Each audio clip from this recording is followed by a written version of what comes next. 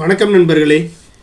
11ஆம் வகுப்பு பொருளியல் பாடத்தில் லெசன் 1, லெசன் 11, அதாவது லெசன் 10 மற்றும் லெசன் 11 இருக்கக்கூடிய 75 முக்கியமான வினாவிடைகளை பார்க்க போகிறோம். கண்டிப்பாக இது ஒரு முக்கியமான நம்ம சிலபஸில் ஒரு முக்கியமான ஏரியாவை கவர் பண்ணக்கூடிய பாடங்கள். இது ரெண்டுமே 11ஆம் வகுப்பு பொருளியல் இருக்கக்கூடிய 10ஆம் பாடமும் 11ஆம் பாடமும். வாங்க போகலாம் கொஸ்டினுக்குள்ளே. 1, கீழ்கண்ட கூற்றுகளில் தவறானது எது? ஊரகப் பகுதிகளுக்கு அடிப்படை அழகாக அமைவது வருவாய் கிராமம். ஓகேவா?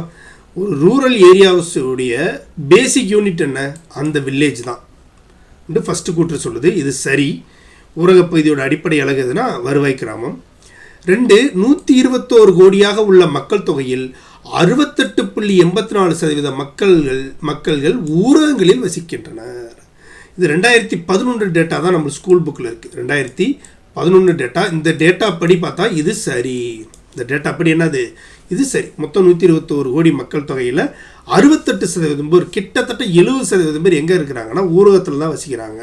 அதாவது ரூரல் ஏரியாவில் தான் என்ன பண்ணுறாங்க. டோட்டல் பாப்புலேஷனில் 68% எங்கே இருக்குது? ரூரல் ஏரியாஸில் இருக்கின்றாங்க. இதுவும் சரி. அப்போ நம்மளுக்கு கூற்றுகளில் தவறானது எதுன்னு கேட்டிருக்கிறாங்க. எதுவுமே இல்லை. தவறானது எதுன்னு கேட்டிருக்காங்க. எதுவுமே தவறில்லை.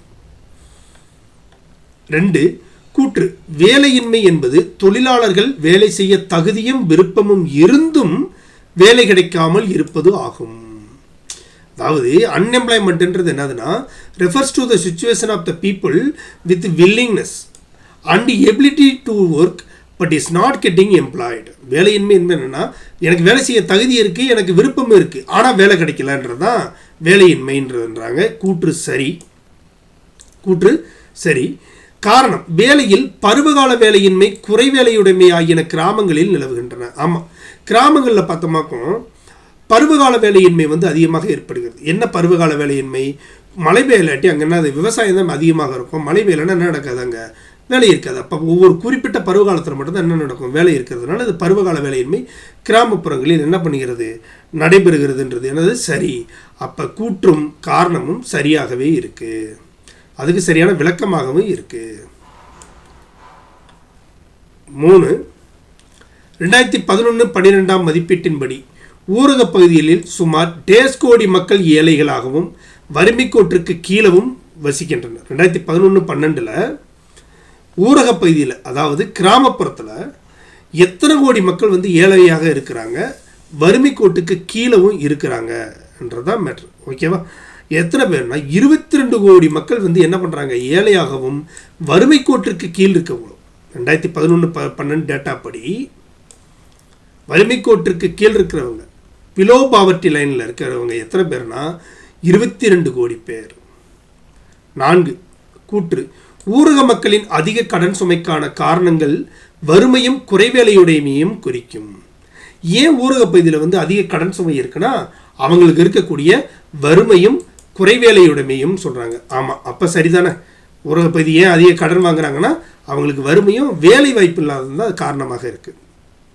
காரணம், ஓர் இந்திய உழவன் கடனிலே பிறந்து கடனிலே வாழ்ந்து கடனிலே இறந்து அவன் சந்ததிக்கும் கடனையே விட்டு செல்கிறான் என்று கூறியவர் ஆல்பிரட் மார்சல்னு கொடுத்துருக்குறாங்க. இந்த வாக்கியம் கரெக்ட். ஒரு இந்திய உழவன் கடனிலே பிறந்து கடனிலே வாழ்ந்து கடனிலேயே இறந்து அவன் சந்ததிக்கும் கடனையே விட்டு செல்கிறான் என்ற வாக்கியம் சரி. ஆனால் இதை கூறியவர் ஆல்பிரட் மார்சல் இல்லை. இதை கூறியவர் யாருன்னா மால்கம் லயால் டார்லிங். மால்கம் லயால் டார்லிங் ஒருத்தர் தான் என்ன பண்ணவர்? இதை கூறினவர். ஓகேவா? மால்கம் லயால் டார்லிங் ஒருத்தர் சொன்னதான் என்னது? ஒரு இந்திய குடிமகன் இங்கே கடனிலே பிறந்து கடனிலே இருந்து அவன் சந்ததியும் கடனிலே விட்டு போயிறேன்னு சொன்னது. ஆல்பர்ட் மார்சல் யாருன்னா இவர் ஒரு வெல்த் எக்கனாமிக்ஸை பற்றி சொன்னவர். நல இலக்கணத்தை பற்றி கூறியவர் தான் யார்? Albert Marshall. ஓகேவா? அப்போ கூற்று சரியாக இருக்குது, காரணம் தவறாக இருக்குது. Option C. 5, புறா என்ற திட்டத்தை அறிமுகப்படுத்தியவர் யார்? புறா என்ற திட்டத்தின் மூலம் ரூரல் ஏரியாவை டெவலப் பண்ணுன்றதுக்காக ஒரு திட்டத்தை கொண்டு வந்தது யார்? நேருவா, இந்திரா காந்தியா, ஏபிஜே அப்துல் கலாமா, பிரணப் முகர்ஜியான் இருக்கு. இதை நம்ம கொண்டு வந்தது யாருன்னா ஏபிஜே அப்துல் கலாம் அவர்கள். ஏபிஜே அப்துல் கலாம் அவர்கள் provisions of urban amenities to rural areas சொல்லி, ரூரல் ஏரியாவுக்கு முக்கியத்துவம் கொடுத்தாலே போதும், அது நகரத்தையும் என்ன பண்ணுறோம், மேம்படுத்திடும். அதனால் ரூரல் ஏரியாவை நம்ம என்ன பண்ணோம், மேம்படுத்தணும்னு சொன்னதான் யார்? ஏபிஜே அப்துல் கலாம் அவர்கள். அடுத்து 6, மனித மேம்பாட்டு குறியீடு. மனித மேம்பாட்டு குறியீடுன்றது என்னது? HDI, human development index. அதான் என்னது? மனிதவள மேம்பாட்டு குறியீடு. அடுத்தது மகளிர் வல்லமை குறியீடு. மகளிர் வல்லமை குறியீடு விமன் எம்பவர்மெண்ட் இண்டெக்ஸ், WEI. பாலின வேறுபாட்டு குறியீடு ஜெண்டர் டிஸ்பேரிட்டி இண்டெக்ஸ். 3, இயல்தர வாழ்க்கை குறியீடு. இயல்தர வாழ்க்கை குறியீடுன்றது என்னது? Physical quality of life. மொத்த தேசிய மக்கள் குறியீடுன்றது GNHI. இந்த மாதிரி அப்ரிவேஷன் கேட்டுட்டு நம்ம என்ன பண்ணுறோம், இங்கிலீஷில் பார்த்தோம். நீங்கள் பார்த்தாலே தெரியும், HTI அப்போ இதுதான், WEI அப்போ இதுதான்றது நம்ம என்ன பண்ணலாம், ஈஸியாக நம்ம ஆன்சர் பண்ண முடியும். அப்போ நம்மளுக்கு என்ன ஆன்சர் கிடைக்கிதுன்னா 5, 4, 3, 2, 1. 5, 4, 3, 2, 1 option B. 7, கூற்று காரணமாக கொடுத்துருக்குறாங்க. ஊட்டச்சத்து உணவு எடுத்துக்கொள்ளுதல் அளவு அடிப்படையில் கிராமங்களில் வாழும் மக்கள் நாள் ஒன்றுக்கு 2400 கலோரி எடுத்துக்கொள்ள வேண்டும். 2400 கலோரி என்ன பண்ணிக்கணும், எடுத்துக்கிறணும் அப்படின்னு சொல்லியிருக்காங்க. 2400 கலோரி என்ன பண்ணிக்கணும், எடுத்துக்கணும்னு சொல்லியிருக்காங்க. ஆமாம், கிராமத்தில் இருக்கிறவங்க 2400 கலோரியும், நகரத்தில் இருக்கிறவங்க 2100 கலோரியும் எடுத்துக்கொள்ள வேண்டும் என்பதுதான் என்னது, ஊட்டச்சத்துடைய அளவு. காரணம், 2009-2010 ஊரக பகுதியில் வறுமையுள்ள மக்கள் 54.10% ஆகும். மொத்த வறுமை 53.80% ஆகும் சொல்லி கொடுத்துருக்குறாங்க. இவ்வளவுலாம் இல்லை, அதாவது 2009-2010 ஊரக பகுதியில் வறுமையுள்ள மக்கள் 54.10%ன்றது ரொம்ப அதிகம். 25.7%. எவ்வளவு? 25.7% இருந்துச்சு. மொத்த வறுமை கோட்பாடு 20.9 இருந்துச்சு. ஓகேவா? இது இந்த டேட்டா தப்பாக இருக்குது. ஓகேவா? அப்போ என்னது, வறுமையில் உள்ள மக்கள் தொகை எவ்வளோனா 25.7%, மொத்த வறுமையில் 20.9% தான் இருந்தாங்க. ஓகேவா? அப்போ இது தப்பாக இருக்குது. அப்போ கூற்று சரி, காரணம் தவறு. 8, உலக ஏழை மக்களின் தொகையில் இந்தியாவில் எத்தனை பேர் உள்ளனர்? உலக அளவில் இருக்கக்கூடிய பூவர் பீப்புள்ஸ் இருக்கிறாங்கல்ல, அதில் இந்தியாவில் மட்டும் எத்தனை சதவீதம் பேர் இருக்கிறாங்கன்னு கேட்டால் கிட்டத்தட்ட 22% பேர் இருக்கிறாங்க. உலகில் இருக்கக்கூடிய ஏழை மக்கள் 22% பேர் எங்கே இருக்கிறாங்க? இந்தியாவில் இருக்கிறார்கள். 9, பொருட்களின் விலை அதிகரிப்பதால் ஊரக மக்களின் வாங்கும் சக்தி குறைந்து ஊரக வறுமைக்கு வழிவகுப்பதற்கு பெயர் என்ன? அதாவது பொருட்களோட விலை அதிகரிக்கிறதுனால மக்களுடைய வாங்கும் சக்தி குறைஞ்சிருது. 100 ரூபா இருக்கும்பொழுது அவன் 2 கிலோ தக்காளி வாங்கினவே இன்றைக்கி தக்காளியோட விலை 100 ரூபா ஆயிடுச்சாக்கும் 1 கிலோ தான் வாங்க முடியுது. இப்போ வாங்கும் சக்தி குறையிறதுனால என்ன நடக்குது? ஊரக வறுமை வழிவகுக்குது. இதற்கு காரணம் என்னென்னா பணவீக்கம், இன்ஃப்ளேஷன். இதற்கு காரணம் என்ன? பணவீக்கம். பொருட்களுடைய விலை அதிகரிப்பது என்னது? பணவீக்கம். 10, 20 அம்ச திட்டம் யாரால் கொண்டு வரப்பட்டது? 20 அம்ச திட்டம் யாராவது கொண்டு வரப்பட்டது? 20 பாயிண்ட் ப்ரோக்ராம் யார் அவர்கள் கொண்டு வரப்பட்டதுன்னா நம்ம இந்திரா காந்தி அம்மையாரால் கொண்டு வரப்பட்டது. யாரால? இந்திரா காந்தி அம்மையாரால் கொண்டு வரப்பட்டது. 11, அடுத்து மேட்ச் த ஃபாலோயிங். ஐஆர்டிபின்றது இன்டகிரேட்டட் ரூரல் டெவலப்மெண்ட் ப்ரோக்ராம் என்ற திட்டம் எப்பொழுது கொண்டு வரப்பட்டது? ஐஆர்டிபி என்ற திட்டம் எப்போ கொண்டு வரப்பட்டதுன்னா 1976 கொண்டு வரப்பட்டது. ஓகேவா? Integrated rural development program. ஓகேவா? ரூரலை டெவலப் பண்ணுறதுக்காக கொண்டு வரப்படக்கூடிய திட்டம் தான் அது. 1976 கொண்டு வரப்பட்டது. அதுக்கடுத்து ட்ரைசம், அதுக்கடுத்து training of rural youth for self employment. Training of rural youth for self employment.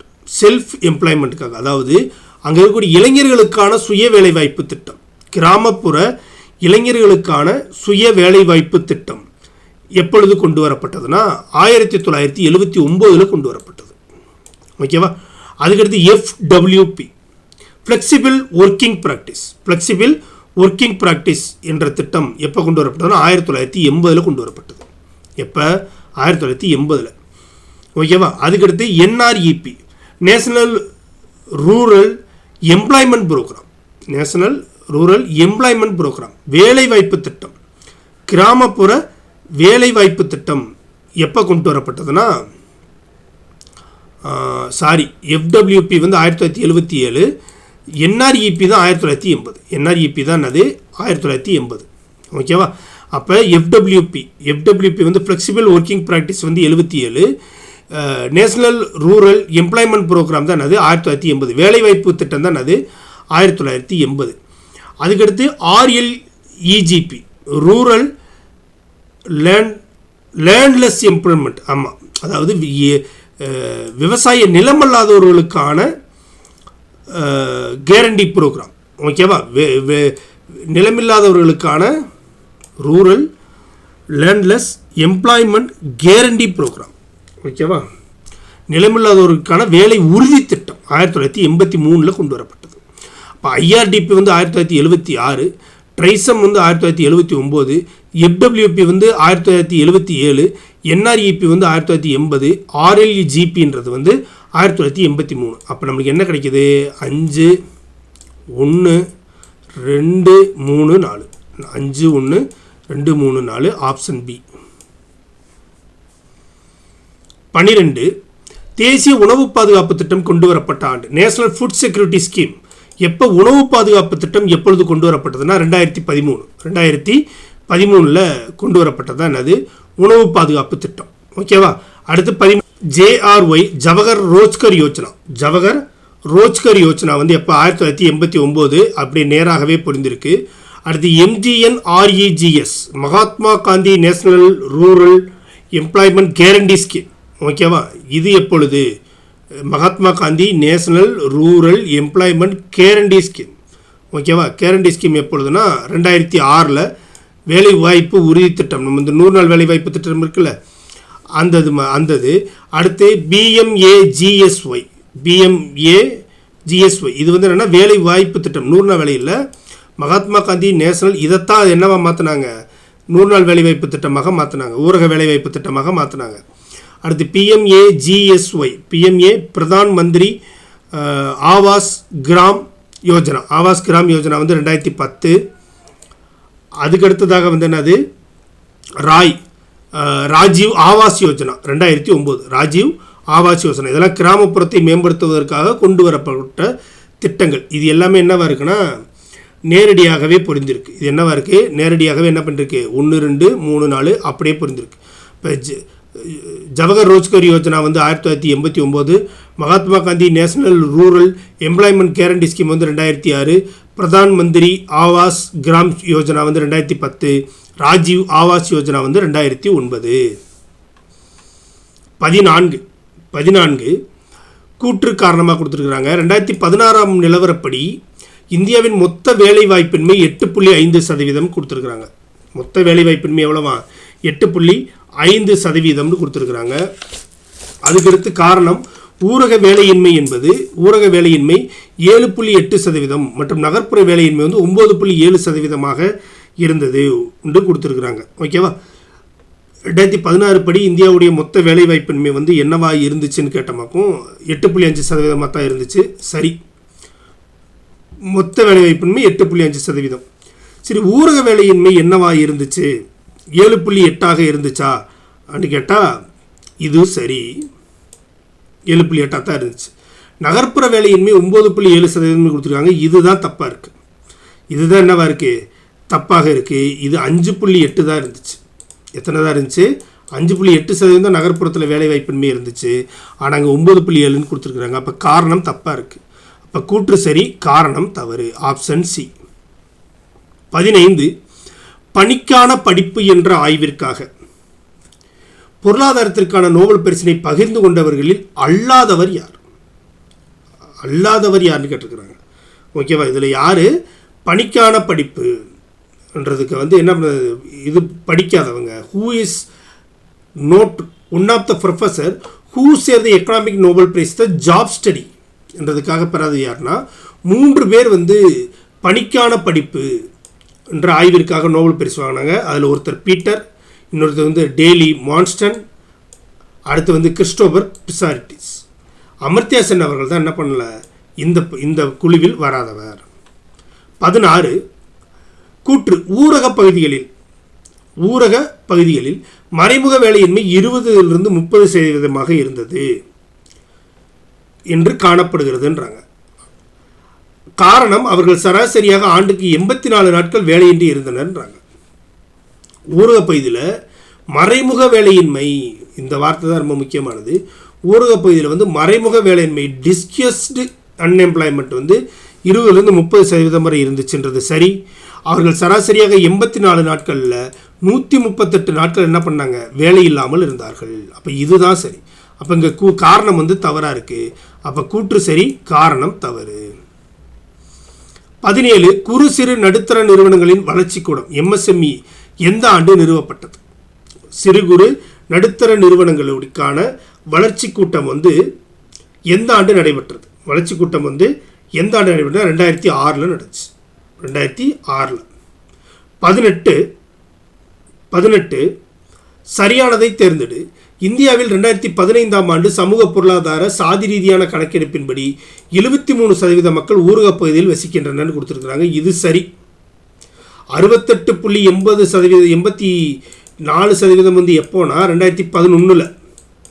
2015 சமூக பொருளாதார சாதி ரீதியான கணக்கெடுப்பின்படி மக்கள் ஊரக பகுதியில் வசிக்கிறது வந்து எத்தனை பேர்? 73% பேர். சரி. இதில் 18.5% மக்கள் தாழ்த்தப்பட்ட வகுப்பை சேர்ந்தவர்கள். இதுவும் சரி. 11% மக்கள் பழங்குடியினராக இருந்தனர்ன்றாங்க. இதுவும் சரி. இப்போ 2011 சமூக பொருளாதார சாதி ரீதியான கணக்கெடுப்பின்படி என்ன சென்சஸ் இல்லது, ஓகேவா? இது என்னது? Socio economic and caste census 2015 எடுத்தாங்க. இதில் 73% பேர் ஊரக பகுதியில் இருக்கிறாங்க. அதில் 18.5% பேர் வந்து எஸ்சி ஷெட்யூல் கேஸ்ட் பிரிவை சேர்ந்தவங்க. அதில் 11% வந்து ஷெட்யூல் ட்ரைப்பை சேர்ந்தவங்கன்னு நம்மளுக்கு இந்த டேட்டா வந்து சொல்லுது. எந்த data? Socio economic and caste சென்சஸ்ன்றது. அப்போ இதில் என்னவா இருக்குது? சரியானதை கேட்டுக்கிறாங்க. அனைத்தும் சரி. 19 கூற்று, இந்திய அரசாங்கம் 1975 ஆண்டு வட்டார ஊரக வங்கிகளை ஆரம்பித்தது. ரீஜனல் ரூரல் பேங்க்ஸ் வந்து எப்பொழுது ஆரம்பிக்கப்பட்டதுன்னு கேட்குறாங்க. ஓகேவா? அப்போ என்னென்னா 1975 தான் ஆரம்பித்தாங்க. இது சரி. ரீஜனல் ரூரல் பேங்க் வந்து 1975 தான் என்ன பண்ணுச்சு? உருவாக்கப்பட்டது. காரணம், இந்தியாவில் 62 வட்டார ஊரக வங்கிகள் உள்ளனன்னு கேட்டுருக்கிறாங்க. 62 இல்லை, ஓகேவா? 43 தான் இருக்குது.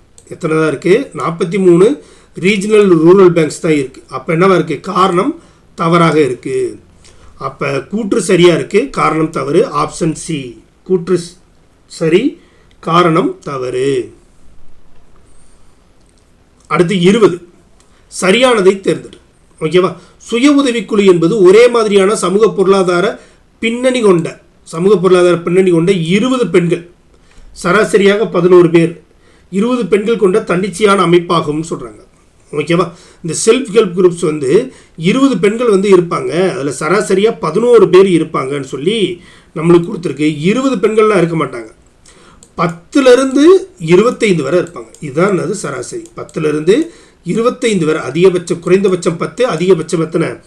25. அப்போ அந்த டேட்டா என்னவா இருக்குது? தப்பாக இருக்குது. 2 சுய உதவி குழுக்களின் வங்கி இணைப்பு திட்டம் 1993 ஆரம்பிக்கப்பட்டது கொடுத்துருக்குறாங்க. இல்லை, 93 ஆரம்பிக்கல. இவங்களை வந்து பேங்கோட லிங்கேஜ் பண்ணக்கூடிய ப்ரோக்ராம் வந்து 1903 இல்லை, 1902 1992 உருவாக்குனாங்க. இதுதான் என்னது? நபார்டு பேங்க். இதுதான் என்ன பேங்க்கு? நபார்டு பேங்க் மூலமாக என்ன பண்ணாங்கன்னா அந்த சுய உதவி குழுக்களுக்கான வங்கி இணைப்பு திட்டம் கொண்டு வரப்பட்டது. அப்போ என்னவா இருக்குது? இதுவும் தப்பாக இருக்குது. நம்மளுக்கு சரியானது கேட்டுக்கிறாங்க. எதுவுமே சரியானது இல்லை. எதுவுமே சரியானது இல்லை. ஓகேவா? அடுத்து 21 2010 மார்ச் முடிவில் டேஸ் மில்லியன் சுய உதவிக்குழுக்கள் வங்கிகளில் சேமிப்பு கணக்கை வைத்திருந்தனர். 2010 மார்ச்சில் எத்தனை செல்ஃப் குரூப்ஸ் வந்து தன்னுடைய சேவிங் அக்கௌண்ட்டை பேங்க்கில் வச்சுருந்தாங்க, தன்னுடைய சேவிங் அக்கௌண்ட்டை பேங்க்கில் வச்சுருந்தாங்கன்னா கிட்டத்தட்ட 6.95 மில்லியன் சுய உதவிக்குழுக்கள் பேங்க்கில் இணைக்கப்பட்டிருந்தது. 6.95 மில்லியன். 22 தவறானதை தேர்ந்தெடு. 22 என்ன கொடுத்துருக்குறாங்கன்னா தவறானதை தேர்ந்தெடுன்னு கொடுத்துருக்குறாங்க. நபார்டு வங்கியின் கணக்கெடுப்பின்படி 2.2 மில்லியன் சுய உதவிக்குழுக்கள் இந்தியாவில் உள்ளன. சரி. 2.2 மில்லியன் கணக்கெடுப்பின்படி இது மொத்தம் சுய உதவிக்குழுக்களுடைய மொத்தம் எவ்வளவு? 6.95. நபார்டு வங்கி என்ன சொல்லுதுன்னா 2.2 மில்லியன் சுய உதவிக்குழுக்கள் இந்தியாவில் இருக்கு. அதில் 33 மில்லியன் உறுப்பினர்கள் வங்கி இணைப்பு திட்டத்தின் கீழ் வங்கி கடன் பெற்றுள்ளனன்னு சொல்லுது. இந்த 2.2 மில்லியன் சுய உதவிக்குழுக்களில் மொத்தம் 33 மில்லியன் உறுப்பினர்கள் என்ன பண்ணிருக்கிறாங்க? வங்கியில் கடன் வாங்கியிருக்கிறாங்கன்னு சொல்லுது. இதுவும் சரி, இதுவும் சரி. அதில் வட மாநிலங்களுக்கு முன்னுரிமை வழங்கப்பட்டுள்ளது என்று கொடுத்துருக்கு. அப்படி இல்லை, வட மாநிலங்களுக்குன்னு இல்லை, மொத்தமாக என்ன பண்ணியிருக்காங்கன்னா பேக்வேர்ட் ஸ்டேட்ஸ்ன்னு சொல்லி பிரிச்சிருக்கிறாங்க. ஓகேவா? பின்தங்கிய மாநிலங்கள்னு பிரித்து அந்த மாநிலங்களுக்கு தான் கொடுத்துருக்குறாங்க. அதில் வடக்கு, ஈஸ்ட்டு, தெற்கு எல்லாமே இருக்குது. ஓகேவா? வடக்கு மாநிலங்களுக்கு மட்டும் முன்னுரிமைன்றது அளிக்கப்படவில்லை. இங்கே தவறானது கேட்டுக்கிறாங்க. அப்போ 3 தான் என்னவா இருக்குது? தப்பாக இருக்குது. அப்போ ஆப்ஷன் சி தான் ஆன்சர். ஆப்ஷன் சி தான் ஆன்சர். அடுத்து 23 முத்ரா திட்டம் எந்த ஆண்டு துவங்கப்பட்டது? முத்ரா திட்டம் எந்த ஆண்டு துவங்கப்பட்டதுன்னா ஏப்ரல் 8, 2015 ஆண்டு தொடங்கப்பட்டது. முத்ரா திட்டம் சிறு குறு தொழில்களுக்கான கடன் வழங்கும் திட்டமான முத்ரா திட்டம் எப்பொழுது வழங்கப்பட்டதுன்னா துவங்கப்பட்டதுன்னா ஏப்ரல் 8, 2015. அடுத்து 24 சரியானதை தேர்ந்தெடு. 24 சரியானதை தேர்ந்தெடு. இந்தியாவை விட இலங்கை உடல் நலத்தரத்தில் முன்னேற்றம் அடைந்துள்ளதுன்னு கொடுத்துருக்குறாங்க. ஆமாம், இந்தியாவை விட பெட்டர் ஹெல்த் கொண்ட நேசன் தான் இது ஸ்ரீலங்கா. 2 இந்தியாவை பொறுத்தவரையில் கேரள மாநிலம் தமிழ்நாட்டை விட சிறப்பாக உள்ளது. ஆமாம், சுகாதாரத்தில் முதலிடத்தில் இருப்பது எதுனா கேரளா தான் இருக்குது. அப்போ நம்மளுக்கு என்ன சரியானது கேட்டுக்கிறாங்க? 2மே சரி, 1ம் 2ம் சரி. 25 தேசிய ஊரக நல அமைப்பு எந்த ஆண்டு ஆரம்பிக்கப்பட்டது? National rural health mission launched by எந்த ஆண்டு தேசிய ஊரக நல அமைப்பு தொடங்கப்பட்டதுன்னு கேட்குறாங்க. ஏப்ரல் 12, 2005 ஆண்டு தொடங்கப்பட்டது. தேசிய ஊரக நல அமைப்பு நேஷனல் ரூரல் ஹெல்த் மிஷன் எப்பொழுது ஸ்டார்ட் பண்ணப்பட்டுச்சுன்னா ஏப்ரல் 12, 2005. ஏப்ரல் 12, 2005 உருவாக்கப்பட்டுச்சு. அடுத்து கூற்று காரணம் 26 இந்தியாவின் சாலை தொடர்பு வசதி அமைப்புகள் உலகிலேயே பெரிய அமைப்புகளில் ஒன்றாகும். ஆமாம், சாலை அமைப்பு இருக்குல்ல, சாலை அமைப்பு உலகிலேயே பெரியது, சிறப்பானதுன்னு இல்லை, பெரிய அமைப்புகளில் ஒன்றாகும். காரணம் 1950-51 4 லட்சம் கிலோமீட்டர் நீளம் இருந்தது. 2018 34 லட்சம் கிலோமீட்டர் நீளம் கொண்ட சாலை தொடர்பு வசதியாக அமைக்கப்பட்டுள்ளதுன்றாங்க. இதுவும் சரி. இப்போ கூற்று காரணம் சரி, காரணம் கூற்றுக்கு சரியான விளக்கமாகவும் இருக்குது. அப்போ ஆப்ஷன் ஏ கூற்று காரணம் சரி மற்றும் கூற்றை நன்கு விளக்குகிறது. 27 மார்ச் 31, 2017 படி எத்தனை மாநிலங்கள் யூனியன் பிரதேசங்கள் 100% மின் வசதி பெற்றுள்ளன?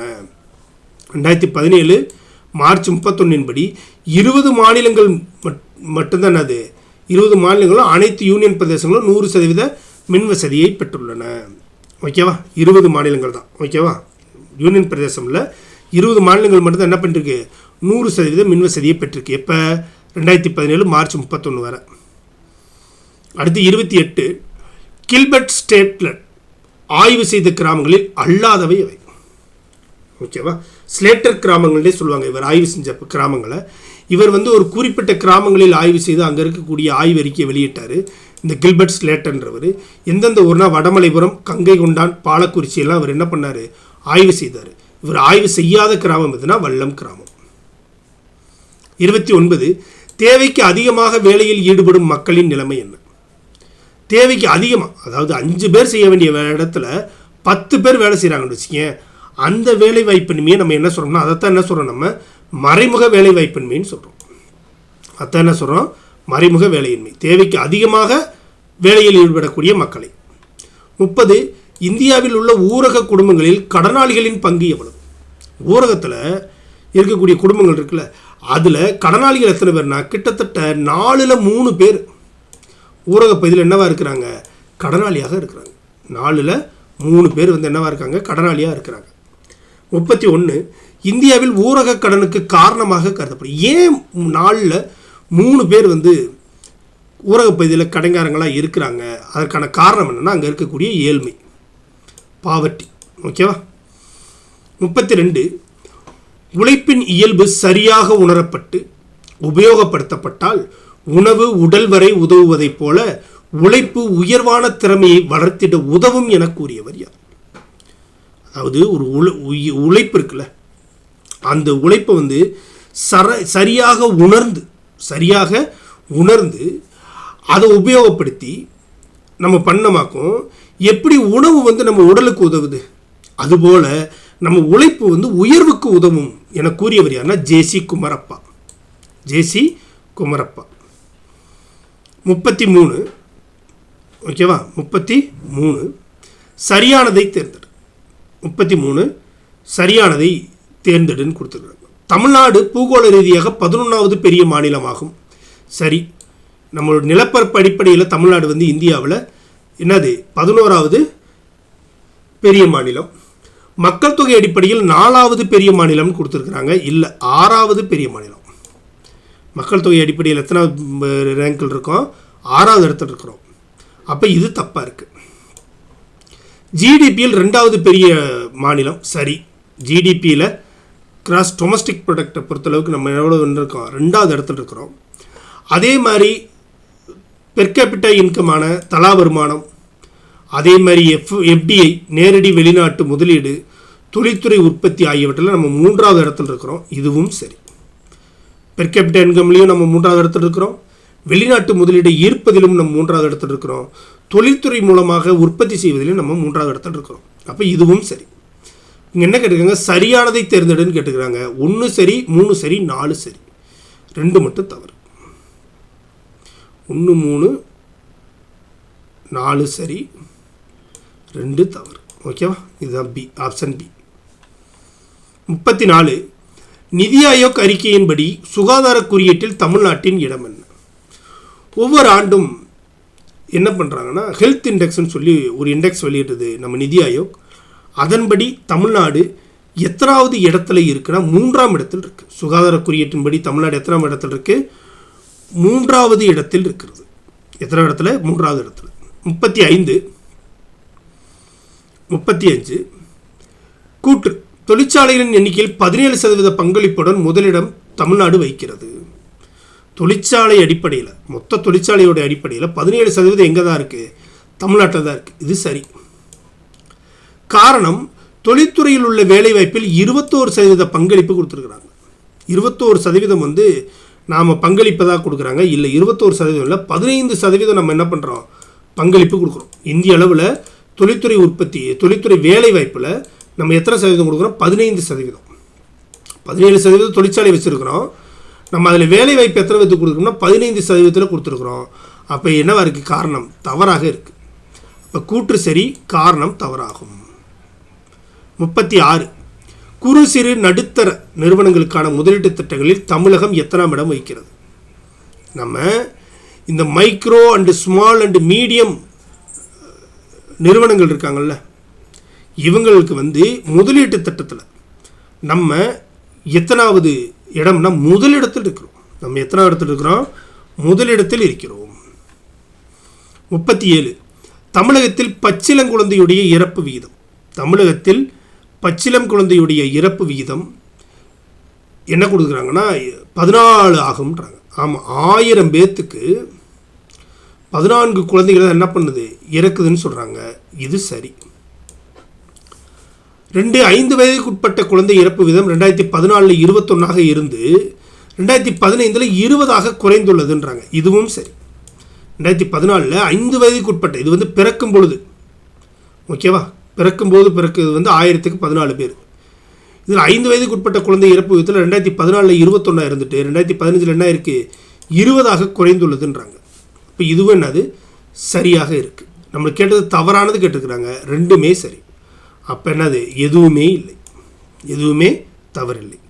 38 நிதி ஆயோக் அறிக்கையின்படி சுகாதார குறியீட்டில் முதலிடம் பிடித்துள்ள மாநிலம்.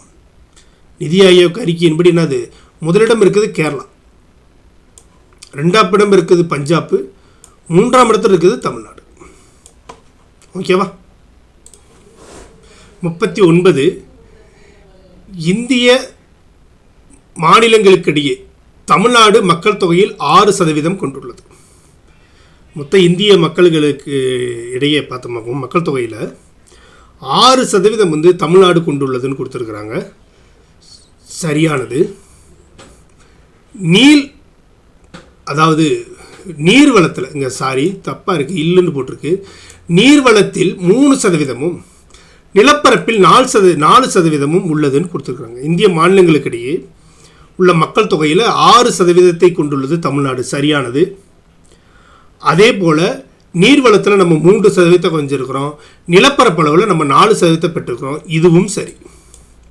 நம்மளுக்கு தவறானது கேட்டிருக்கிறாங்க, ரெண்டுமே சரிதான் இருக்குது. அப்போ எதுவும் இல்லை. அப்போ என்னது எதுவும் இல்லை. 40 தமிழ்நாட்டில் இருக்கக்கூடிய மொத்த ஆறுகள், அணைக்கட்டுகள், கால்வாய்கள், குளங்களை பற்றி கொடுத்துருக்குறாங்க. ஓகேவா. மொத்தம் என்ன இருக்குன்னு பார்த்தோம்னா ஆறுகள் மொத்தம் 16 ஆறுகள் இருக்குது, 17 ஆறுகள் மொத்தம் தமிழ்நாட்டில் 17 ஆறுகளும், அணைக்கட்டுகள் 81 அணைக்கட்டுகளும், அதே போல் கால்வாய்கள் 2239 கால்வாய்களும், குளங்கள் 41,262 குளங்களும் காணப்படுகிறது. 17 ஆறுகள், 81 அணைக்கட்டுகள், 2239 கால்வாய்களும், 41,262 குளங்களும் இருக்குது. அப்போ நமக்கு என்ன ஆன்சர் கிடைக்குதுன்னா 4, 3, 2, 1 இருக்குது. அப்படியே தலைகீழாக இருக்குது. 4, 3, 2, 1 ஆப்ஷன் டி. 41 மாலிப்டினம் எனும் ரசாயனத்தாது இந்தியாவிலேயே எங்கு மட்டும் கிடைக்கிறது. மாலிப்டினம்ன்ற இந்த ரசாயனத்தாது வந்து இந்தியாவிலேயே வந்து என்னது இங்கே மட்டும்தான் கிடைக்குது. எங்கன்னா மதுரைக்கு அருகே இருக்கக்கூடிய கரடிக்குட்டத்தில். மதுரைக்கு அருகே இருக்கக்கூடிய கரடிக்குட்டத்தில் மட்டும்தான் என்ன கிடைக்குது, மாலிப்டினம் கிடைக்குது. ஓகேவா. அடுத்து தமிழ்நாட்டில் இருக்கக்கூடிய பகுதிகளும் தாதுக்கள் கிடைக்கக்கூடிய இடங்களும். ஓகேவா. தாதுக்கள் கிடைக்கக்கூடிய இடங்களும் நம்மளுக்கு கொஸ்டினாக கொடுத்துருக்குறாங்க. சேலத்தில் என்ன அதிகமாக கிடைக்குது, சேலத்தில் நம்மளுக்கு அதிகமாக கிடைக்கக்கூடியது என்னன்னு பார்த்தோமாக்கும் மாங்கனீஸ் அதிகமாக கிடைக்குது. சேலத்தில் என்ன கிடைக்குது, மாங்கனீஸ் அதிகமாக கிடைக்குது. ஏற்காட்டில் பாக்சைட் அதிகமாக கிடைக்குது. கஞ்சமலையில் இரும்புத்தாது அதிகமாக கிடைக்குது. நெய்வேலியில் பழுப்பு நிலக்கரி அதிகமாக கிடைக்குது. சேலத்தில் மாங்கனீஸ், மாங்காண்டி ஆற்றுல வச்சுங்க, சேலத்து மாங்காண்டு. அதேமாதிரி ஏற்காடு வந்து பாக்சைட்டு, கஞ்சமலை அதுவும் சேலம் தான், இரும்புத்தாது, நெய்வேலி பழுப்பு நிலக்கரி, இதெல்லாம் கிடைக்கக்கூடிய பகுதிகள். அப்போ நம்மளுக்கு என்ன கிடைக்கிது, 4, 3, 2, 1. 4, 3, 2, 1 ஆப்ஷன் சி. அடுத்து 43 வந்து நம்மளுக்கு கூற்று காரணமாக கொடுத்துருக்குறாங்க. 2011 படி தமிழ்நாடு மக்கள் தொகையில் 7.21 கோடியுடன் 6வது இடத்தில் உள்ளது. மக்கள் தொகை அடிப்படையில். ஆமாம், 2011 படி தமிழக மக்கள் தொகை வந்து 7.21 கோடி. நம்ம இந்திய அளவில் 6வது இடத்துல மக்கள் தொகையில் இருக்கிறோம். சரியானது. காரணம், ஐக்கிய நாடுகளில் அறிக்கையின்படி தனித்த தேசிய இனமாக இயங்கக்கூடிய நாடுகளின் மக்கள் தொகையை விட தமிழ்நாட்டின் மக்கள் தொகை குறைவாகன்றாங்க. இல்லை, ஐக்கிய நாடுகள் யுஎன்ஓ சொன்னதுபடி என்னென்னா, ஒரு சில தேசிய இனமாக இயங்கக்கூடிய நாடுகளுடைய மக்கள் தொகையை விட தமிழ்நாட்டுடைய மக்கள் தொகை என்னவா இருக்கா, அதிகமாக இருக்குன்னு சொல்லியிருக்காங்க.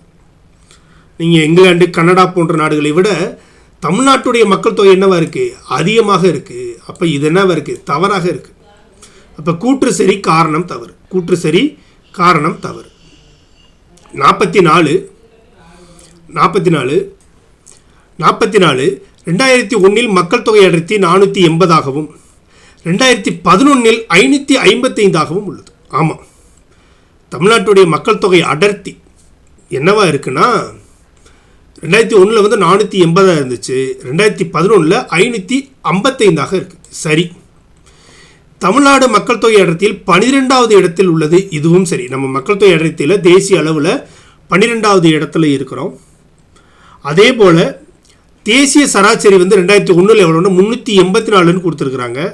தேசிய சராசரி வந்து 384 இல்லை, 325. தேசிய அளவில் மக்கள் தொகை அடர்த்தி என்னது 325. பட் நம்ம என்னவாக இருந்தோம் 2011 555 இருந்தோம், 555. ஓகேவா? அப்போ இது என்னவா இருக்குது, தவறாக இருக்குது. நம்மளுக்கு தவறான தான் கேட்டுருக்குறாங்க. 3 மட்டும் தவறாக இருக்குது. Option D. 45 தமிழ்நாட்டின் பாலின விகிதம் 995 ஆகும். சரி. தமிழ்நாட்டுடைய ஆண் பெண் பாலின விகிதம் வந்து என்னென்னா 1000 ஆண்களுக்கு 995 பெண்கள் இருக்கிறார்கள். 2 பாலின விகிதத்தில் கேரளம் புதுச்சேரி அடுத்தபடியாக தமிழ்நாடு 3வது இடத்தில் உள்ளது. இதுவும் சரி. நம்ம என்னவா இருக்கிறோம்னா 3வது இடத்துல இருக்கிறோம். நம்ம 3வது இடத்துல இருக்கிறோம்.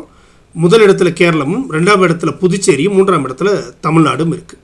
ஓகேவா? அப்போ இந்த டேட்டாவும் சரியாக இருக்குது, நம்ம தமிழ்நாடு டேட்டாவும் என்னவா இருக்குது, சரியாக இருக்குது. அப்போ ஆப்ஷன் சி 1, 2ம் சரி. ஏன்னா சரியானதான் கேட்டுக்கிறாங்க. அடுத்து 46 வந்து இந்த ஐஎம்ஆர் விகிதம் என்ன, எம்எம்ஆர் விகிதம் என்ன, அதே மாதிரி பாலின விகிதம் என்ன, கல்வியறிவு விகிதம் என்னன்னு கொடுத்துருக்குறாங்க. தமிழ்நாட்டுடைய விகிதத்தை தான் என்ன பண்ணிருக்கிறாங்க, நம்மளுக்கு டேட்டாஸாக கொடுத்துருக்குறாங்க. ஓகேவா? ஐஎம்ஆர் எவ்வளவு என்று பார்த்தோமாக்கும் 17 குழந்தைகள் இறப்பு வீதம். அதே மாதிரி எம்எம்ஆர் வந்து 79. எம்எம்ஆர் வந்து எத்தனை, 79. பாலின விகிதம் 995. தமிழ்நாட்டுடைய கல்வியறிவு விகிதம் 80.33. இது எல்லாமே வந்து 2011 டேட்டா, ஸ்கூல் புக்கில் கொடுத்துருக்கக்கூடிய 2011 டேட்டா. ஓகேவா? அப்போ நம்மளுக்கு 4, 3, 2, 1 ஆப்ஷன் சி. 47 கூற்று காரணமாக கொடுத்துருக்குறாங்க. 47 கூற்று காரணம். தமிழ்நாடு குழந்தை இறப்பு வீதம் 17 ஆகும். சரி. ஆனால் தேசிய அளவில் பார்த்தா 34 இருக்குது. தேசிய அளவில் குழந்தை இறப்பு வீதம் 34. தமிழ்நாட்டில் என்னதான் இருக்குது, 17 தான் இருக்குது. இதில் பகுதியாகும். ஆமாம், இதுவும் சரி. அப்போ கூற்று காரணம் சரி, சரியான விளக்கமும் ஆகும். Option A. 48 எம்எம்ஆர் ரேட்டுப்படி இருக்கு மாநிலங்களுடைய அளவை கொடுத்துருக்குறாங்க. ஓகேவா? எம்எம்ஆர் ரேட்டுப்படி என்ன கொடுத்துருக்குறாங்க, டேட்டாஸ் வந்து நம்மளுக்கு கொடுத்துருக்குறாங்க. இதன்படி நம்மளுக்கு என்ன கிடைக்குதுன்னா, கேரளா தான் ரொம்ப குறைந்த எம்எம்ஆர் கொண்டது, 61 தான் இருக்குது. ஓகேவா? மகாராஷ்டிரா 67 தான் இருக்குது. தமிழ்நாட்டில் 79. தமிழ்நாட்டில் என்னது 79. ஓகேவா? இப்போ இதுதான் கேரளா தான் என்னது எம்எம்ஆர் வந்து இறப்பு வீதம் வந்து என்னவா இருக்குது, ரொம்ப குறைவாக 61ஆகவும், 2வது இடத்துல மகாராஷ்டிராவும், அதுக்கடுத்து என்னவா இருக்குது தமிழ்நாடு இருக்குது. அப்போ 3, 2, 1 ஆப்ஷன் பி.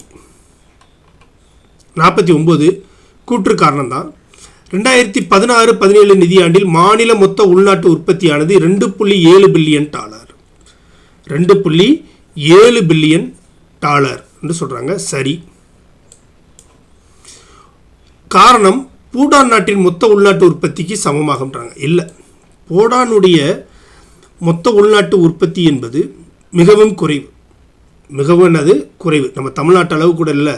அங்கே என்னவா இல்லை, மொத்த உள்நாட்டு உற்பத்தி வந்து அவ்வளோ தூரம் இல்லை. ஓகேவா? அப்போ இது வந்து அது பூடானுக்கு சமம்ன்றாங்க. கண்டிப்பாக அது தப்பு. அப்போ கூற்று சரி, காரணம் தவறு. Option D. 50 தமிழ்நாட்டின் தனிநபர் வருமானம் டாலர்களில். தமிழ்நாட்டுடைய தனிநபர் வருமானம் எவ்வளோன்னா $2200. தமிழ்நாட்டுடைய தனிநபர் வருமானம் per capita income of Tamil Nadu வந்து என்னென்னா 2200. அடுத்து 51 தமிழகம் தேசிய உதிரிப்பூக்கள் உற்பத்தியில் 2வது இடம் கொடுத்துருக்குறாங்க. தேசியத்துடைய உதிரிப்பூக்களில் வந்து என்னவா இருக்கான், 2ஆம் இடம்னு கொடுத்துருக்குறாங்க. ஆனால் இது வந்து தப்பு. 2ஆம் இடம் இல்லை, 3ஆம் இடம். நம்ம என்னவா இருக்கிறோம்னா 3ஆம் இடத்துல தான் இருக்கிறோம். முதல் இடத்துல வந்து யார் இருக்கான்னா ஆந்திரா இருக்குது. முதல் இடத்துல ஆந்திராவும், 2வது இடத்துல கர்நாடகாவும், 3வது இடத்துல தான் என்ன இருக்குது, தமிழ்நாடும் இருக்குது. ஓகேவா? அப்போ இது என்னவா இருக்குது, தப்பாக இருக்குது. பழங்கள் உற்பத்தியில் 3ஆம் இடத்தில் உள்ளது, இது சரி. நெல் உற்பத்தியில் 2வது இடத்தில் இருக்கும், இதுவும் சரி. தோட்டப்பயிர்களான வாழை, தேங்காய் உற்பத்தியில் முதலிடத்தில் உள்ளது, இதுவும் சரி.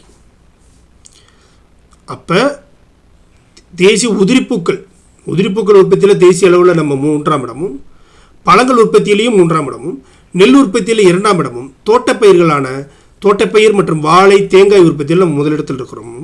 இதுதான் இந்த டேட்டா சரியானது. அப்போ நம்மளுக்கு என்ன கேட்டுக்கிறாங்க? சரியானது கேட்டுக்கிறாங்க. 2, 3, 4 சரி, 1 தவறு. Option A. Option A. இந்தியாவின் மருத்துவ தலைநகர், வங்கி தலைநகரம், டெட்ராய்ட் ஆஃப் ஆசியா என அழைக்கப்படக்கூடிய நகரம் இது. இந்தியாவுடைய மெடிக்கல் கேபிட்டல் ஆஃப் இந்தியா எதுனா நம்ம சென்னை தான். அதே மாதிரி இந்தியாவுடைய வங்கிகளின் தலைநகரம் எதுன்னு கேட்டாலும் சென்னை தான். டெட்ராய்ட் ஆஃப் ஆசியா என்று கேட்டாலும் சென்னை தான். அப்போ ஆப்ஷன் டி தான் ஆன்சர். 53. ஆசியாவிலேயே மிகப்பெரிய சுற்றுச்சூழலுக்கு பாதிப்பில்லாத காகித நிறுவனம் எது? சுற்றுச்சூழலை பாதிக்காத கிரீன் ஹவுஸ் மெத்தடில் தயாரிக்கக்கூடிய இது எதுனா நம்ம டிஎன்பிஎல் கரூரில் இருக்கக்கூடிய டிஎன்பிஎல் தான். என்னது? சுற்றுச்சூழலுக்கு பாதுகாப்பு இல்லாத காகித நிறுவனம். 54. எஃகு நகரம் என்று அழைக்கப்படுவது சேலம். எஃகு நகரம் என அழைக்கப்படுவது எதுனா சேலம்னு கொடுத்துருக்குறாங்க. சரி. தமிழகத்தின் நுழைவாயில் என அழைக்கப்படுவது தூத்துக்குடி. இதுவும் சரி. இந்தியாவின் மொத்த தீப்பெட்டி உற்பத்தியில் 80% பங்கு நம்ம தமிழ்நாட்டில் இருக்கக்கூடிய சிவகாசியில் தான் உற்பத்தி ஆகிறது. இதுவும் சரி. 3மே சரியாக இருக்குது. இங்கே தவறானது கேட்டுக்கிறாங்க. எதுவுமே தவறில்லை. எதுவுமே தவறில்லை. அடுத்து 55. ஒரு சில உற்பத்தி நிறுவனங்கள் இருக்கக்கூடிய பகுதிகளும் அதற்கான மாவட்டங்களும் கொடுத்துருக்குறாங்க. உற்பத்தி நிறுவனங்கள் இருக்கக்கூடிய இடமும் அதிகமாக தயார் செய்யக்கூடிய உற்பத்தி நிறுவனங்களும் அதற்கான மாவட்டங்களும் கொடுத்துருக்குறாங்க.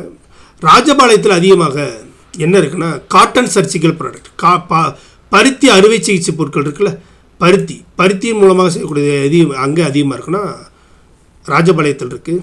திருப்பூர் நம்மளுக்கு தெரியும் பின்னலாடை. ஈரோடு வந்து என்னது? மஞ்சள். வாணியம்பாடி வந்து தோல் தொழிற்சாலை. வாணியம்பாடி வந்து என்னது? தோல் தொழிற்சாலை. அப்போ 4, 3, 2, 1 ஆப்ஷன் பி. 56. தமிழ்நாடு இந்தியாவின் மிகப்பெரிய ஜவுளி உற்பத்தி மையமாகும். சரி. இந்தியாவிலேயே வந்து மிகப்பெரிய ஜவுளி உற்பத்தி மையமாக இருக்குது. தமிழ்நாடு தான் இந்தியாவின் நூல் கிண்ணம் எனவும் அழைக்கப்படுகிறது. இதுவும் சரி. யான் பவுல் ஆஃப் இந்தியா. யான் பவுல் ஆஃப் இந்தியான்னு கேட்டாலும் தான் லார்ஜஸ்ட் டெக்ஸ்டைல் ஹப்னு கேட்டாலும் தமிழ்நாடு தான். அப்போ 2மே சரியாரு. இது சரியான காரணமாகவும் இருக்குது. 57. இந்தியாவின் தோல் பொருட்கள் ஏற்றுமதியில் தமிழ்நாடு 30% கொண்டுள்ளது. ஆமாம், தோல் பொருட்கள் ஏற்றுமதியில் நம்ம 30% தமிழ்நாடு தான் இருக்குது. வாணியம்பாடி, சென்னை போன்ற இடங்களில் வந்து மிகப்பெரிய தோல் தொழிற்சாலைகள் காணப்படுது. திண்டுக்கல் இங்கெல்லாம். இந்தியாவின் தோல் பொருட்கள் தயாரிப்பில் 70% தமிழகம் பெற்றுள்ளது. தோல் பொருள் தயாரிப்பில் 70%, தோல் பொருட்களை ஏற்றுமதி செய்கிறதுல 30% தமிழ்நாடு தான் இருக்குது. இதுவும் சரி. பன்னாட்டு தோல் பொருள் கண்காட்சி கோவையில் நடைபெறும். ஆமாம், பன்னாட்டு அளவிலான தோல் பொருள் கண்காட்சி வந்து என்ன பண்ணுறாங்கன்னா அவங்க என்ன சொல்கிறாங்கன்னா கோவையில் நடைபெறும்னு சொல்கிறாங்க. இல்லை, சென்னையில் தான் நடைபெறும். ஏன்னா சென்னையும் ஒரு தோல் தொழிற்சாலைகள் அதிகம் இருக்கக்கூடிய பகுதி. வாணியம்பாடி, வேலூர் போன்ற பகுதியில் என்னது அதிகமாக இருக்கிறதுனால என்னது சென்னை தான் நடைபெறும். இப்போ சரியானது கேட்டுக்கிறாங்க. 1, 2 மட்டும் சரி. 1, 2 மட்டும் சரி. மற்றது என்னவாக இருக்குது? தவறாக இருக்குது. 58. பொறுத்து சிமெண்ட் உற்பத்தியும் அதில் வந்து மாநிலங்கள் வந்து பெற்றிருக்கக்கூடிய ரேங்கிங்கும் கேட்டிருக்கிறாங்க. ஓகேவா? தமிழ்நாடு 3ஆம் இடம். ஓகேவா? ஆந்திரா தான் ஃபஸ்ட்டு, ராஜஸ்தான் வந்து 2ஆவது இடம். ஆந்திரா தான் சிமெண்ட் உற்பத்தியில் முதலிடம், 2ஆம் இடம் வந்து ராஜஸ்தான், 3ஆம் இடம் வந்து தமிழ்நாடு. அப்போ 3, 1, 2 ஆப்ஷன் ஏ. 59. ஜவஹர்லால் நேரு அவர்களால் குட்டி ஜப்பான் என அழைக்கப்பட்ட இடம் அது. 80% தீப்பெட்டி தொழிற்சாலை செய்யக்கூடிய சிவகாசி தான் என்னது? குட்டி ஜப்பான் என அழைக்கப்படுகிறது. ஜவஹர்லால் அவர்களால் குட்டி ஜப்பான் என அழைக்கப்பட்ட பகுதியாகும். ஓகேவா? அதுக்கடுத்து குறிப்பிட்ட நிறுவனங்களும் அது எதற்காக அமைக்கப்பட்ட நிறுவனங்கள்ன்றதையும் நம்மளுக்கு ஒரு பட்டியலாக கொடுத்துருக்குறாங்க. சாயில் வந்து என்னது? எஃகு, இரும்பு தயாரிக்கக்கூடியது. கோயம்புத்தூர் வந்து என்னது? மோட்டார், வெட் கிரைண்டர் செய்வதில் மிகச்சிறந்த மாவட்டமாக இது பண்ணுது. பெல் எங்கே இருக்குது? திருச்சியில் இருக்குது. தூத்துக்குடி வந்து கெமிக்கல் இண்டஸ்ட்ரி அதிகமாக இருக்கக்கூடிய பகுதி அது தூத்துக்குடி. இப்போ வரிசையாகவே பொருந்திருக்கு. 1 2 3 4 ஆப்ஷன் ஏ. 61 தமிழ்நாட்டில் உற்பத்தியாகும் வெப்ப ஆற்றலில் அதிக அளவு அத்திப்பட்டு, அதாவது வடசென்னை, எண்ணூர், மேட்டூர், நெய்வேலி, தூத்துக்குடியில் பெறப்படுகிறது. வெப்ப ஆற்றல் மூலமாக தமிழ்நாட்டில் வந்து உற்பத்தி வந்து எங்கெங்கே நடக்குதுன்னா வெப்ப ஆற்றல், ஓகேவா, தெர்மல் எனர்ஜி ப்ரொடக்ஷன் வந்து அத்திப்பட்டில் நடக்குது, எண்ணூரில் நடக்குது, மேட்டூர், நெய்வேலி மற்றும் தூத்துக்குடியில் நடைபெறுகிறதுன்றாங்க. இது சரி. தமிழ்நாடு என்ன சொல்கிறாங்கன்னா தெர்மல் எனர்ஜியில் செகண்ட் பிளேஸ்ன்னு சொல்கிறாங்க. தமிழ்நாடு தெர்மல் எனர்ஜியில் வந்து செகண்ட் பிளேஸ்ன்னு சொல்கிறாங்க. இல்லை, 5th பிளேஸ்.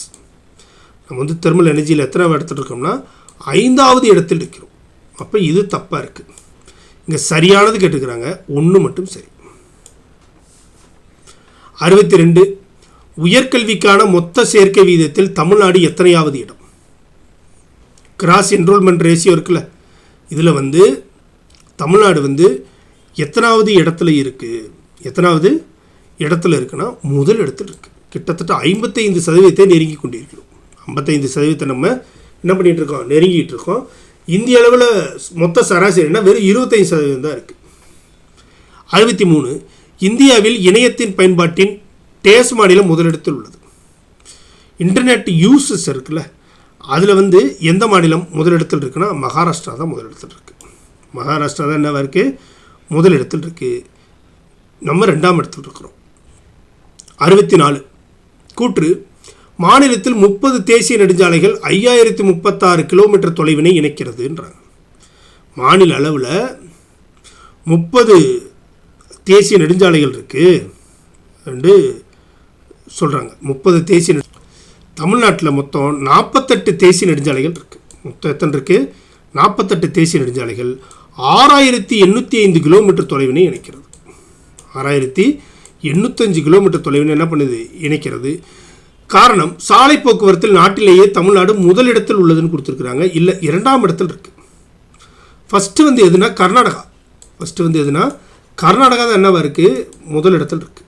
என்னது, கர்நாடகா தான் என்னவா இருக்குது, முதலிடத்தில் இருக்குது. அப்போ நம்ம தமிழ்நாடு வந்து என்னவா இருக்குது, 2ஆம் இடத்துல தான் இருக்குது. ஓகேவா? அப்போ என்ன பண்ணுறேன்னா கூற்று காரணம் ரெண்டும் தவறாகவே இருக்குது. 65 இந்தியாவின் 3வது பெரிய சர்வதேச விமான நிலையம் எங்குள்ளது? இந்தியாவில் 3வது பெரிய சர்வதேச விமான நிலையம் எங்குள்ளதுன்னா சென்னையில் தான் இருக்குது. முதலிடம் எது? மும்பை, 2வது டெல்லி, 3வது சென்னை. 66 தமிழ்நாட்டின் மிகப்பெரிய துறைமுகங்களில் சென்னை, எண்ணூர், தூத்துக்குடி ஆகும். பெரிய துறைமுகங்கள் இருக்குல்ல, பெரிய துறைமுகங்களுடைய மொத்தம் பெரிய துறைமுகங்களுடைய எண்ணிக்கையில் வந்து என்னவா இருக்குது, தமிழ்நாட்டில் மொத்தம் 3 இருக்குது. சென்னை, எண்ணூர் மற்றும் தூத்துக்குடின்றாங்க. சரியானது. 23 சிறு துறைமுகங்கள் தமிழ்நாட்டில் இருக்குன்றாங்க. இதுவும் சரி. 23 சிறு துறைமுகங்கள் இருக்குது. சென்னை துறைமுகம் கண்டெய்னர்களை கையாளும் திறன் கொண்ட இந்தியாவின் 3வது செயற்கை துறைமுகம் கொடுத்துருக்குறாங்க. 3வது செயற்கை துறைமுகம் கொடுத்துருக்குறாங்க. 3வது இல்லை, செகண்ட். மும்பைக்கு அடுத்து நம்ம தான் என்னது, கண்டெய்னர்களை கையாளக்கூடிய திறன் கொண்ட மிகப்பெரிய செயற்கை துறைமுகம் வந்து என்னது, மும்பைக்கு அடுத்து நம்ம தான். அப்போ இங்கே என்ன கேட்டுங்க, தவறானது கேட்டுருக்குறாங்க. 3 மட்டும்தான் தப்பு. 67 நீர்ப்பாசனத்தின் முக்கிய ஆதாரம் எது? நீர்ப்பாசனத்துக்கு முக்கியமான ஆதாரம் எதுனா கிணறுகள் தான் ரொம்ப முக்கியமான ஆதாரமாக இருக்குது. தமிழ்நாட்டில் தோட்டத்தில் வந்து நீர்ப்பாசனத்துக்கு கிணறு தான் இருக்குது. கீழுள்ள நகரங்களில் எது சர்வதேச விமான நிலையம் இல்லைன்றாங்க. இன்டர்நேஷ்னல் ஏர்போர்ட்டு இல்லாத இடம் எது? இல்லாத இடம் எதுனா மதுரையில் இருக்குது, இன்டர்நேஷ்னல் ஏர்போர்ட் ஆயிடுச்சு. திருச்சியும் இன்டர்நேஷ்னல் ஏர்போர்ட் ஆயிடுச்சு. கோயம்புத்தூரும் இன்டர்நேஷ்னல் ஏர்போர்ட் ஆயிடுச்சு. தூத்துக்குடி மட்டும்தான் இன்டர்நேஷ்னல் ஏர்போர்ட்டாக ஆகலை. 69 தமிழ்நாட்டின் எம்மாவட்டம் பாலின விகிதம் அதிகமாக உள்ளது. ஆவரேஜ் பார்த்தா 995. பட் இதை விட அதிகமாக வந்து எங்கே இருக்குதுன்னு கேட்டமாக நீலகிரியில் தான் இருக்குது. பாலின விகிதம் அதிகமாக இருக்குது. எங்கே இருக்குன்னா நீலகிரியில் தான் அதிகமாக இருக்குது. 70 தமிழ்நாடு உள்நாட்டு உற்பத்தியில் அதிக பங்கு வகிப்பது. தமிழ்நாட்டில் வந்து உள்நாட்டு உற்பத்தியில் வந்து அதிகமான பங்கு வகிப்பது எது? வேளாண்மை துறையா, இண்டஸ்ட்ரியலா, மைனிங்கா, சர்வீஸானா சர்வீஸ் செக்டர் தான் என்னவாக இருக்குது உள்நாட்டு உற்பத்தியில் ஜிடிபியோட குரோத்திங்கில் வந்து அதிக பர்சன்டேஜ் பங்கு கொடுப்பது எதுனா சர்வீஸ் செக்டார் தான். 71 தென்னக ரயில்வேவின் தலைமையிடம் எது? சென்னை. இது நீங்கள் போட்டுருவீங்க. தென்னக ரயில்வேவுடைய சவுத்தர்ன் ரயில்வேவுடைய ஹெட் குவார்ட்டர்ஸ் எங்கே இருக்குன்னா சென்னையில் இருக்குது. ஓகேவா? அடுத்தது என்னது? 72 ஒரு சதுர கிலோமீட்டர் நிலப்பரப்பில் வாழும் மக்களின் எண்ணிக்கை மக்கள் தொகை அடர்த்தி எனப்படும். ஒரு சதுர கிலோமீட்டர் இருக்குது. இந்த சதுர கிலோமீட்டருக்குள்ளே வாழ்கிறவங்களுடைய மக்கள் தொகையை தானே சொல்கிறாங்க, மக்கள் தொகை அடர்த்தின்னு சொல்கிறாங்க. இப்போதைக்கு தமிழ்நாட்டில் என்னவா இருக்குது? 555ஆக இருக்குது கடைசி எடுத்த டேட்டா படி. இது மிகவும் குறைவாகவும் வீடுகள் கிராமங்களில் ஒரு சில இடங்களில் மட்டுமே பரவி காணப்படுன்றாங்க. அப்படி இல்லை. இது சராசரியை மொத்த அடர்த்தின்றது வந்து ஒரு குறிப்பிட்ட இடத்த மட்டும் பார்த்து சொல்கிறது இல்லை, டோட்டலாக கனெக்ட் பண்ணிவிட்டு மொத்த population by square kilometre divide பண்ணால் கிடைக்கிறது என்னது? இந்த ஆவரேஜ். அப்போ இது வந்து என்னவாக இருக்குது? தப்பாக இருக்குது. அப்போ என்னது? நம்மளுக்கு ஆன்சர் வந்து என்ன கிடையாது? சரியானது கேட்டுக்கிறாங்க. 1 மட்டும்தான் சரி. 73 டேஸ் ஊரக மக்களின் பொருளாதார மற்றும் சமூக வாழ்க்கை முறையை மேம்படுத்த வடிவமைக்கப்பட்ட உத்தி ஆகும். ஊரக மேம்பாடு தான் என்னது? ஊரக மேம்பாட்டு பொருளாதார சமூக வாழ்க்கை முறையை மாற்றுறதுக்காக உருவாக்கப்பட்டது என்னது? ஊரக மேம்பாடு என்ற உத்தி. ஓகேவா? ஊரக மேம்பாடு, ரூரல் டெவலப்மெண்ட் ப்ரோக்ராம் நம்ம பார்த்தோம்ல, அந்த எல்லா ப்ரோக்ராமும் ஊரக மேம்பாட்டுக்காக தான். 74 ஊரக தொழிற்சாலைக்கான உதாரணம் தருக. ஊரக இந்த கிராம பகுதியில் இருக்கக்கூடிய தொழிற்சாலைகளுக்கான உதாரணம் என்னன்னு பார்த்தோம்னா சர்க்கரை ஆலை, பாய் தொழில் தயாரிக்கக்கூடிய ஆலை, சிமெண்ட் தொழில், காகித தொழில். இந்த சர்க்கரை ஆலை, சிமெண்ட் தொழில், காகித தொழிலெலாம் வந்து சிட்டியில் இருக்கக்கூடியது. இந்த பாய் தயாரிக்கக்கூடியது இருக்குல்ல, இதுதான் அது நம்மளுக்கு ரூரல் பகுதியில் இருக்கக்கூடிய தொழிற்சாலைகள். அடுத்து 75 ஊரக சாலையின் பயன்பாடாக கருதப்படுவது. ஊரக சாலைகள் இருக்குல்ல, இது எதற்காக பயன்படுத்தப்படுது? ஊரக அங்காடி வசதிக்கு, மார்க்கெட் பண்ணுவதற்கு, அதே மாதிரி வேலைவாய்ப்பை உருவாக்கி தருவதற்கு, ஊரக வளர்ச்சிக்கு என அனைத்துக்குமே என்ன பண்ணுது? ஊரக சாலையோடைய பயன்பாடு காணப்படுகிறது. இதோட நம்ம முடிஞ்சிச்சு 11ஆம் வகுப்பு பொருளியல் பாடத்தில் 11 மற்றும் 10 மற்றும் 11ஆம் பாடத்திலிருந்து நம்ம என்ன பண்ணிட்டுருக்குறோம்? நம்ம இதற்கான ஆன்சர்ஸை நம்ம கண்டுபிடிச்சிருக்கிறோம். ஓகேவா? கண்டிப்பாக அது உங்களுக்கு பயனுள்ளதாக இருக்கும். தொடர்ந்து எங்கள் சேனலை பாருங்கள். உங்களுடைய கருத்துக்கள் ஏதேனும் இருந்துச்சாக்கோ அதை கமெண்ட் செக்ஷனில் சொல்லுங்கள். வேறு எதுவும் வீடியோஸ் போடணும்னாலும் நீங்கள் கமெண்டில் சொல்லுங்கள். நான் அதுக்கு தகுந்த மாதிரி போடுறதுக்கு நான் ட்ரை பண்ணுறேன். நன்றி, வணக்கம்.